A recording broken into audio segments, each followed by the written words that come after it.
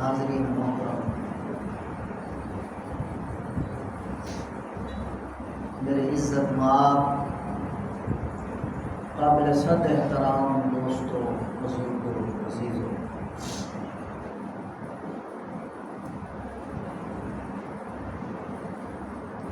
تمام آسمانی کتابوں کا خلاصہ ایک کتاب، آخری کتاب، لا ریب کتاب، بے عیب کتاب قرآن مجید ہے۔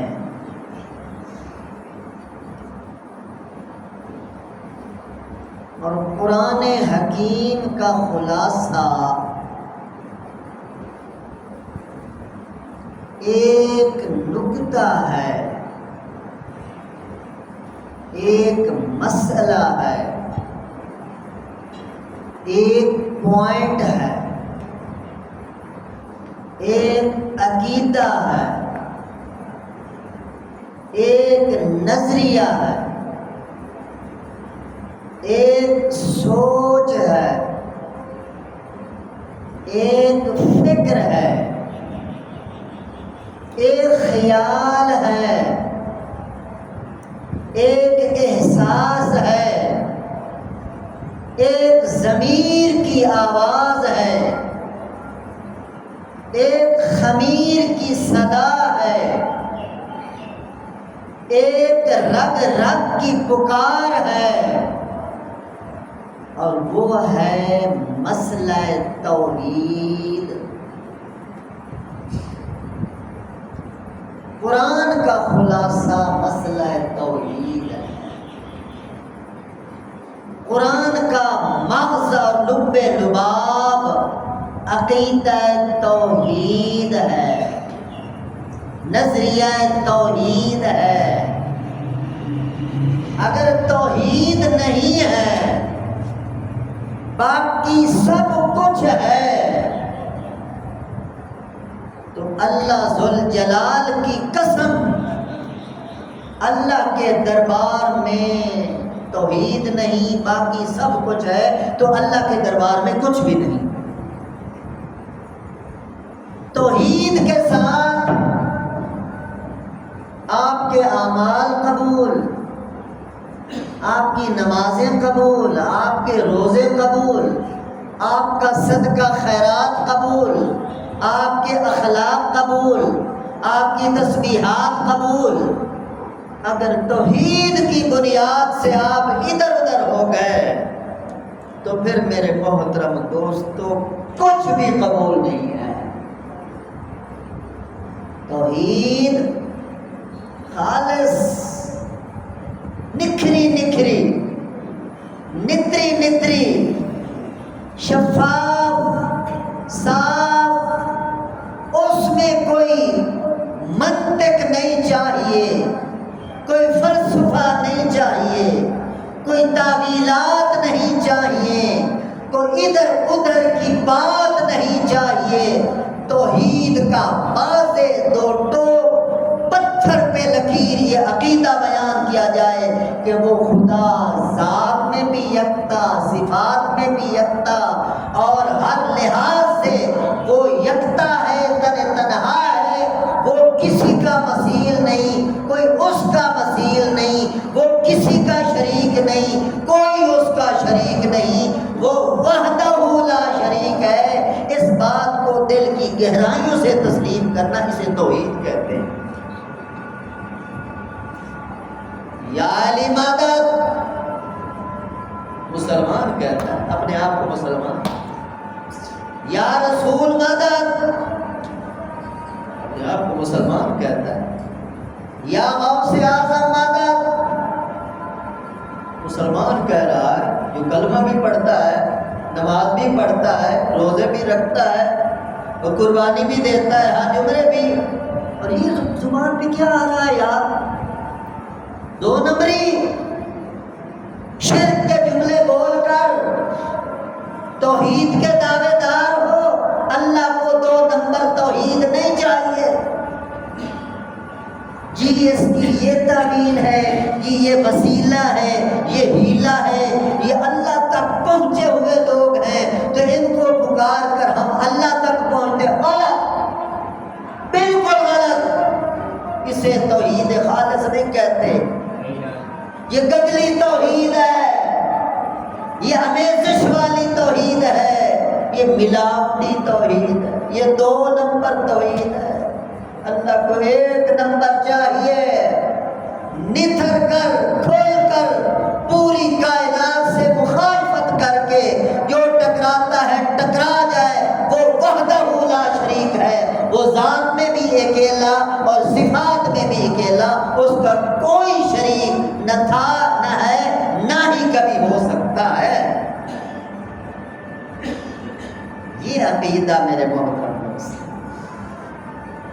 یہ تمام کتابوں کا خلاصہ، یہ قرآن کا خلاصہ، تمام انبیاء کی تعلیمات کا خلاصہ، ان کی ہدایات کا خلاصہ۔ جس نبی کی تعلیم کھولے، جس پیغمبر کی تعلیم کھولے، جس اللہ کے ولی کی ہسٹری اٹھائیں، آپ کو اٹھا کر اللہ کی توحید کے پاس ہی لے کے آئے۔ نبی کو اپنا خدا نہ مانو، خدا سے ان کو جدا نہ مانو، نبی کو اپنا خدا نہ مانو، خدا سے ان کو جدا نہ مانو، عقیدہ خدا خدا ہے، نبی نبی ہے، پنہ رکھو، لکیر رکھو، فاصلہ رکھو، ایک نہ کر دو۔ ایک خالق ہے، ایک مخلوق ہے، ایک دینے والا ہے، ایک لینے والا ہے، ایک خلاق عالم ہے، ایک غلام ہے اس کا۔ وہ خود اللہ قرآن میں کہتا ہے سبحان الذی اسریٰ بعبدہ، پاک ہے وہ ذات جس نے اپنے عبد کو آسمانوں کی سیر کرائی تھی۔ اللہ خود اسے عبد کہتے ہیں، تو ان دونوں کو ایک کیسے کر دیا جائے؟ شان بڑی ہے محمد مصطفیٰ، عظمت بڑی ہے، مقام بڑا ہے۔ خدا کی قسم کوئی پیغمبر محمد پاک کی شان کا مقابلہ نہیں کر سکتا۔ عظمت کے ہوتے ہوئے، شان کے ہوتے ہوئے، رفعتوں کے ہوتے ہوئے، درجات کے ہوتے ہوئے، پھر بھی ہیں اس کے بندے اور رسول، خدا نہیں بن گئے۔ یہ عقیدہ رکھنا ہے۔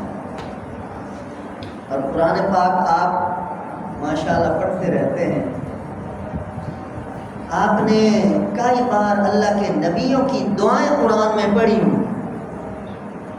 کسی دعا کے اندر کسی ہیلے وسیلے کی بات نہیں ہے۔ نبیوں نے جب خدا کو پکارا ڈائریکٹ، درمیان میں کوئی واسطہ وسیلہ نہیں ہے، اور خدا کو یہ بات پسند ہے میرا بندہ جب بھی اس کے ساتھ کوئی مسئلہ ہو ڈائریکٹ مجھے پکارے۔ افسوس کی بات یہ ہے کہ حضرت انسان، یہ بھٹکا ہوا انسان، یہ بھولا ہوا انسان، یہ گمراہ انسان اللہ کے دربار کو انسانوں کے دربار پر قیاس کر بیٹھا ہے کہ جس طرح ایس ایچ او تک جانے کے لیے، ڈی ایس پی تک جانے کے لیے، اے سی تک جانے کے لیے، صدر مملک تک جانے کے لیے، وزیر اعظم تک جانے کے لیے، وزیر اعلیٰ تک جانے کے لیے درمیانی واسطے چاہیے، تعلقات چاہیے، کچھ لوگ چاہیے جو ان سے بات کر سکیں۔ یہاں سے لوگوں نے غلطی کی ہے، اللہ کے دربار کو لوگوں کے دربار پر خیال کر لیا ہے، یہی یہاں سے غلطی ہوتی۔ میرے محترم دوستو، اللہ کا دربار اور ہے، لوگوں کا دربار اور ہے۔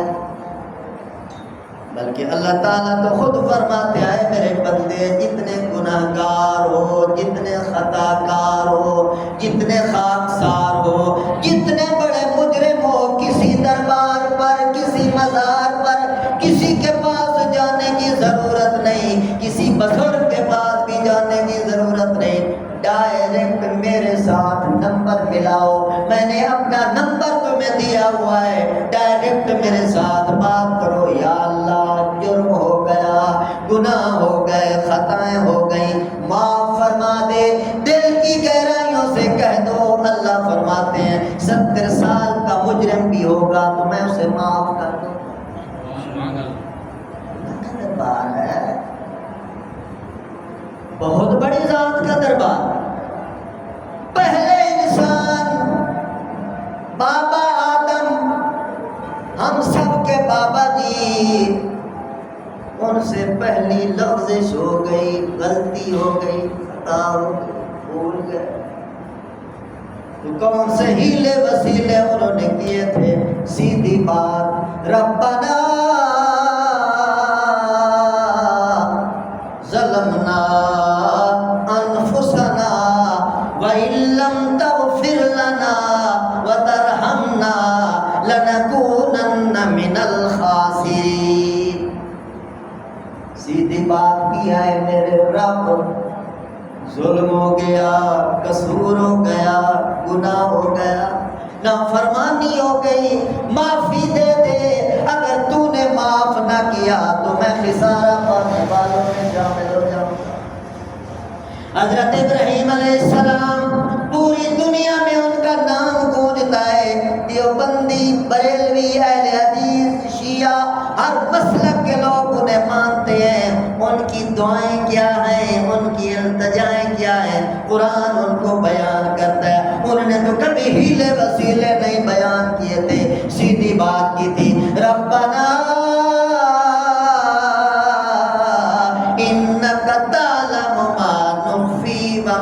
نعلن وما يخفى على الله من شيء في الارض ولا في السماء. ابراہیم علیہ السلام اللہ کے دربار میں عرض کرنے لگا، اے میرے پالنہار اللہ، تو میرے اندر کو بھی جاننے والا، میرے باہر کو بھی جاننے والا، میرے ظاہر کو بھی جاننے والا، میرے باطن کو بھی جاننے والا، میں تیرے دربار میں اپنی درخواستیں پیش کر رہا ہوں. ان ربی لسمیع الدعاء، ان ربی لسمیع الدعاء. اللہ سبحانہ و تعالیٰ کے دربار میں ابراہیم علیہ السلام عرض کر رہے، میرا رب دعاؤں کو خود براہ راست اچھی طرح سننے والا ہے. کوئی کسی زبان میں بولے، کوئی عربی بولے، کوئی عجمی بولے، مشرقی بولے، مغربی بولے، 5000 کے قریب اس وقت دنیا کی زبانیں ہیں. جس زبان میں کوئی بات کرے، یہاں کوئی بات کرے، اندھیرے میں کہے یا اجالے میں کہے، دن کو کہے یا رات کو کہے، سمیع الدعاء، اللہ اس کی دعا کو سننے والا ہے. دوسرا پارہ سورۃ البقرہ آیت نمبر 186. اللہ کیا فرما رہے ہیں؟ لوگ قرآن نہیں پڑھتے اس لیے گمراہ ہو. اذا سالک عبادی انی فانی قریب. اللہ اپنے نبی سے فرماتے ہیں اذا سالک عبادی. بڑی غور سے نقطہ سمجھنا. اللہ اپنے نبی سے فرماتے ہیں جب میرے بندے آپ جناب سے میرے بارے میں پوچھیں، سألک عبادی عنی، قرآن کہہ رہا ہے، اللہ فرما رہے اپنے نبی کو، میرے بندے میرے بارے میں آپ سے سوال کریں. آگے کہنا تو یہ چاہیے تھا نا کہ آپ انہیں کہہ دیں کہ میں بہت قریب ہوں.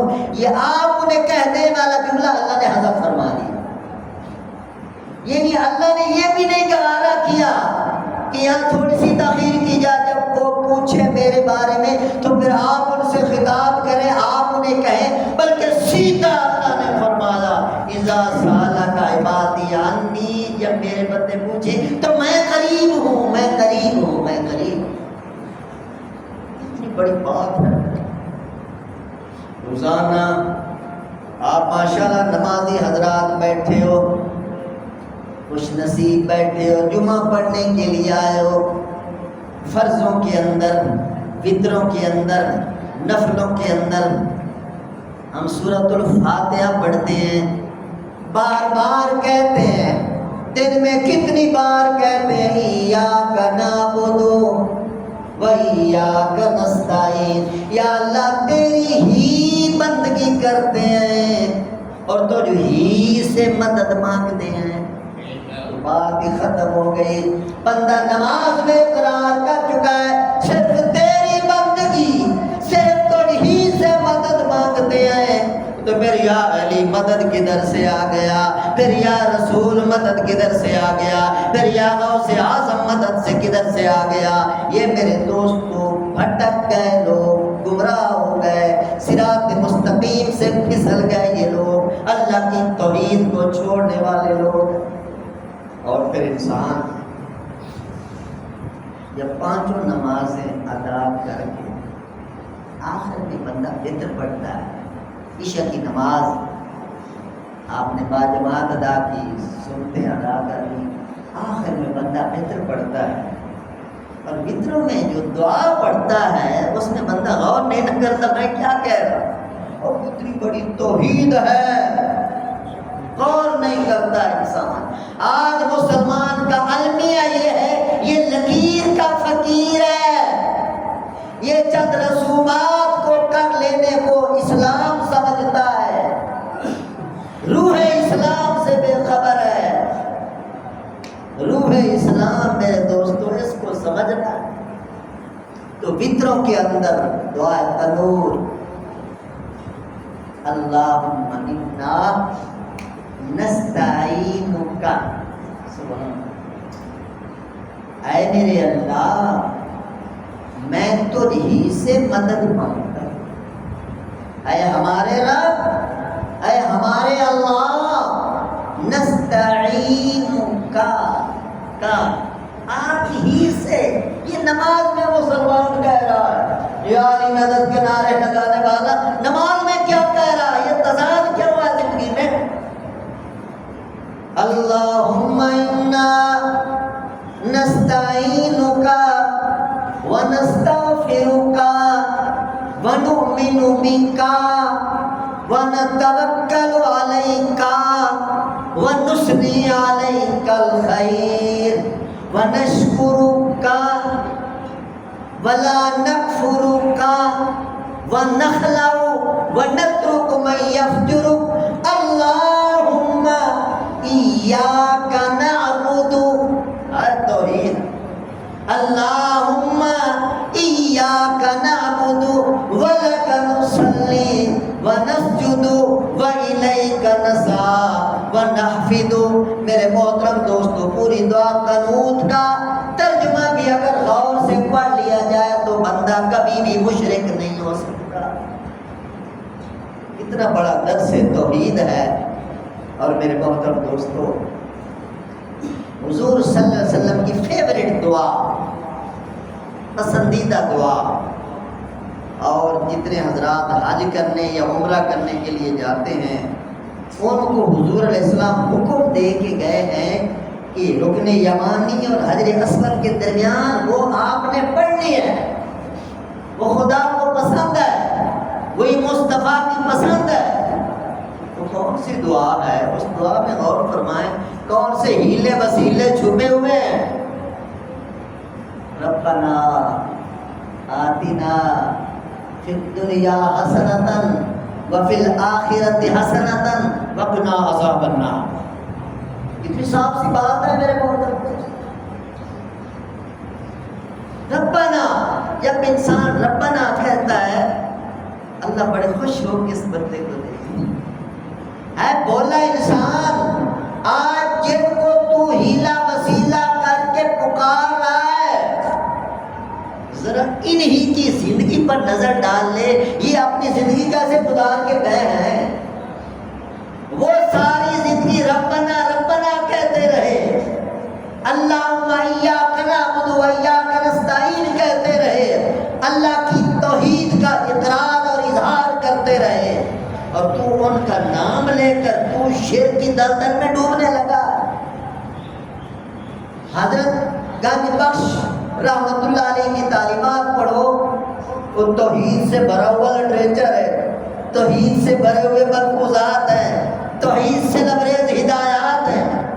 اور سیدنا علی المرتضیٰ رضی اللہ تعالیٰ عنہ جنہیں حیدر کرار کہا جاتا ہے، تو لوگ ان سے سوال کرتے تھے کہ آپ ہیں تو کمزور تھے، کمزور سے ہیں، جسم دبلا پتلا ہے، مگر میدان میں جب جاتے ہیں آپ اتنے بڑے شیر ہیں، کوئی آپ کا مقابلہ نہیں کر سکتا۔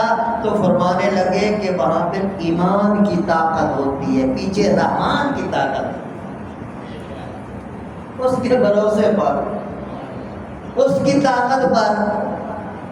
تو میرے محترم دوست، تھوڑے سے وقت کے اندر اتنی بات آپ سے عرض کرنا چاہتا ہوں کہ توحید کو خالص رکھیں۔ انسان بھولتا رہتا ہے، نمازوں میں بھی سستی ہو جاتی ہے، اور بھی کمزوریاں ہیں انسان کے اندر، مگر توحید ایک نمبر چاہیے۔ اگر ساری زندگی ایک نمبر توحید پہ رہے اور ایک نمبر توحید لے کے دنیا سے چلے گئے، باقی اعمال میں کچھ کمزوریاں بھی ہوئیں تو معافی مل سکتی ہے، مگر توحید کے مسئلے پر کوئی سمجھوتا نہیں ہو سکتا۔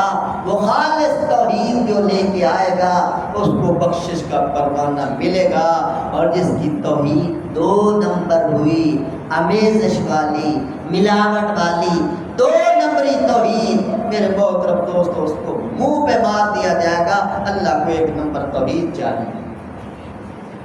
شرک بڑا خطرناک ہے، کوئی شرک کا 1000واں حصہ بھی شرک کا 1000واں حصہ بھی جہاں کہیں آپ کو نظر آئے تو وہاں سے ایسے بھاگو، ایسے دوڑو جیسے آگ سے کوئی دوڑتا ہے، بھاگتا ہے۔ آگ بھڑک رہی ہے، شرک بہت بڑا لاوا ہے، بہت بڑی آگ ہے، نارے جہنم ہے میرے محترم دوستو۔ اوپر بے شک کتنے خوبصورت لیبل لگا لیے جائیں، خوبصورت باتیں اوپر لکھ دی جائیں، مگر شرک ہے۔ اس کو جس تعویل کے ساتھ پیش کریں، جس فلسفے کے ساتھ پیش کریں، جس منطق کے ساتھ پیش کریں، چوں چرا چوں کہ یہ اور وہ کر کے پیش کریں، اللہ کو یہ لگی لپٹی باتیں نہیں چاہیے، سیدھی توحید چاہیے، خالص توحید جس کو خدا نے خود ہمیں سکھایا، ایاک نعبد و ایاک نستعین، یہ توحید چاہیے جو زبان پہ آئی ہے، وہ ضمیر میں اترے، وہ خمیر میں اترے، وہ رگ رگ میں اترے، وہ جوڑ جوڑ میں اترے، وہ ہڈی ہڈی میں اترے، وہ انسان کے روح بدن میں اتر جائے، یہ توحید خدا کو چاہیے۔ اللہ مجھے اور آپ سب کو توحید پر جینا، اب توحید پر مرنا نصیب فرمائے۔ وآخر دعوانا الحمدللہ رب العالمین۔